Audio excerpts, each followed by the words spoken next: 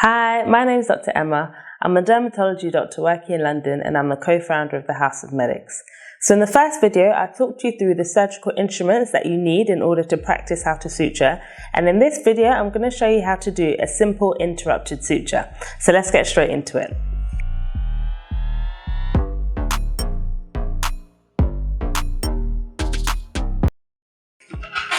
So as you can see, I've already placed my needle, which is of course attached to the suture, in my needle holders, and I'll just show you how to do that. Of course, when you're suturing, you really want to minimize ever touching the needle with your fingers. I mean, I suppose the first time you take it out of the pack, you could touch it because it hasn't been in anyone's skin. But as soon as the needle enters the patient's skin, you really shouldn't be touching it again with your fingers. So it's really good to practice how to handle it.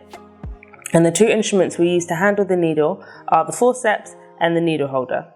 In order to place my needle in the right place, I hold the needle with my left hand, if you're right-handed, hold it with your non-dominant hand with the forceps, and then you use the needle holder, and you want to clip it at 90 degrees to the needle, about 2/3 along the way of the needle. So just like this. And you can see there's perpendicular, so the needle is perpendicular to the needle holder, and it's about 2/3 along the way of the needle. Now, so people have different ways of actually holding the needle holder and the suture when they're suturing. I like to hold my needle holder like this. This is called the palm method because it really gives you more movement in your wrist in the way that you're trying to get the suture through the skin, and you'll see that once I start. Some people do the whole thing with their fingers inside the needle holder. That's okay too. But I just feel like I have a lot more freedom and movement when I hold the needle holder like this. Okay, so which wound should I take? I'm going to take this one right here at the back. And what I do is, I've got my forceps in my left hand, and the forceps are literally just to help position the skin to make it easier for you when you're putting the suture in. You obviously just want to handle the skin lightly, otherwise you'll cause damage to the wound and to the skin.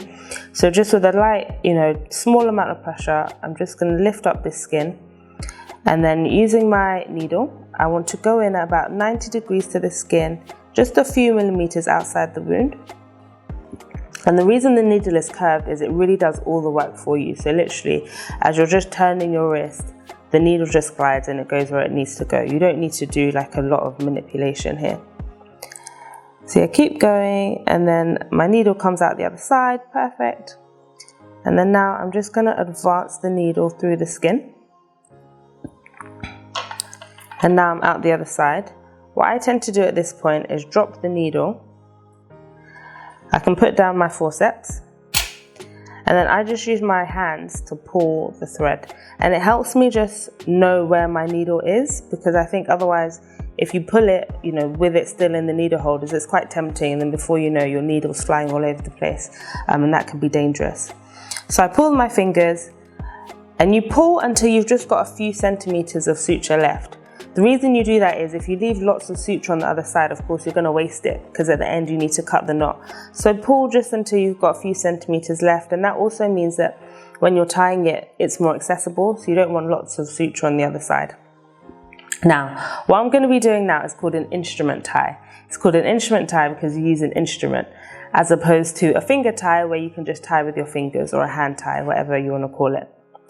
Now, in order to do this instrument tie, I place the needle holder in the middle of the wound, just like this, and then using my left hand, my non-dominant hand, with the suture, I wrap the suture around the needle holder twice, and then unlock my needle holders, and then I need to grab that bit of suture we left, lock it in, and pull.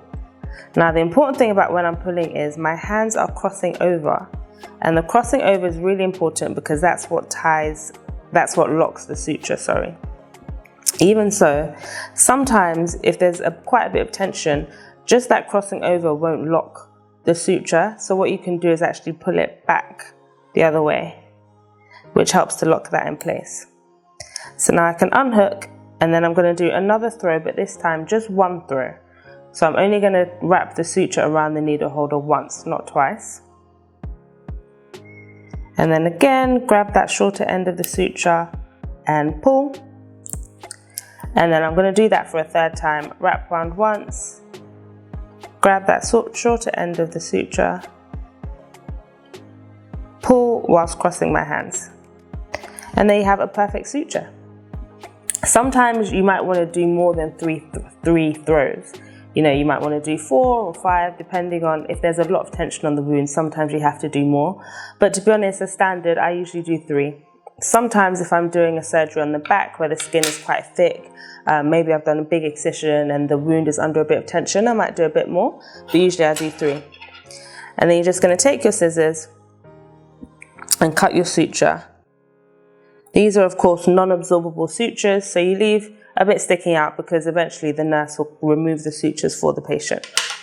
So I hope you got that. I'm going to show you how to do it once more. This time I'm not going to talk as much, I'm just going to do it and you can watch, and I hope that you've got it so that you can be practicing at home as well.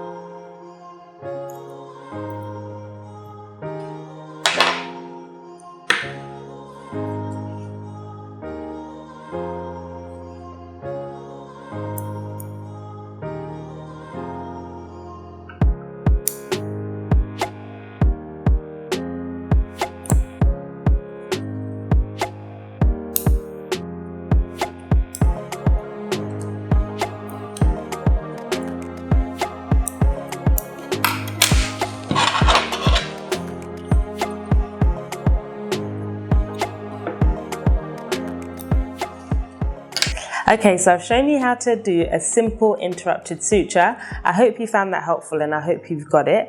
As always, if you want to get one of these kits, the link for it is in the description. They're available via the House of Medics, so you can grab a kit and you can practice. This is your standard suture. I do these sutures all the time after a biopsy or an excision, and I know that this is the main suture that many of you will do, maybe if you're an A&E suturing a wound, or if you're a midwifery student suturing an episiotomy. This is pretty much one of your basic sutures. So let me know if you've got it in the comments, and tune into the next video where I'm going to show you how to do a running suture.